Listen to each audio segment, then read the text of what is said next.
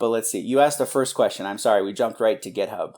Oh, what should they have to get a job? Okay, so the other things, this is just seems to me how software recruiting and software industry works. I don't necessarily agree with having to know this stuff right off the bat for an entry-level position because it's things that you can learn on the job. But anytime you see a software development kind of like job requirement, a lot of the time it is more computer science focused. So you'll see things like knowledge of algorithms, knowledge of data structures, knowledge of, CPU or GPU optimization, knowledge of design patterns, knowledge of, functional and object-oriented programming, or what, like a lot of things that a computer science, graduate would know.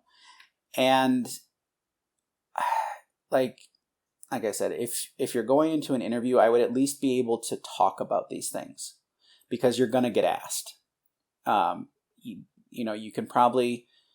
You can get away with being honest and being like, well, I know what they are. I've had some experience with them, but I'm not, at a super high level with these concepts. Like there's no shame in saying, in being honest about your capabilities.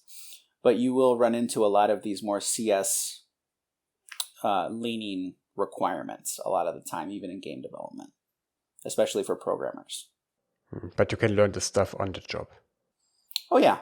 You can learn this stuff on the job, and there are a few really good books. Again, like MIT Courseware has courses for this. There are a few. I found some really good, because people have asked this question a lot. So there are a couple of really good GitHub repositories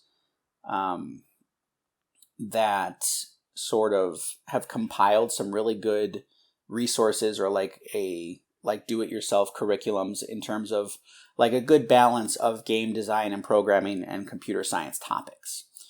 And that really helped me out. So like, what I did when I was starting out was I went and looked at the course requirements and reading lists for basic computer science courses in universities.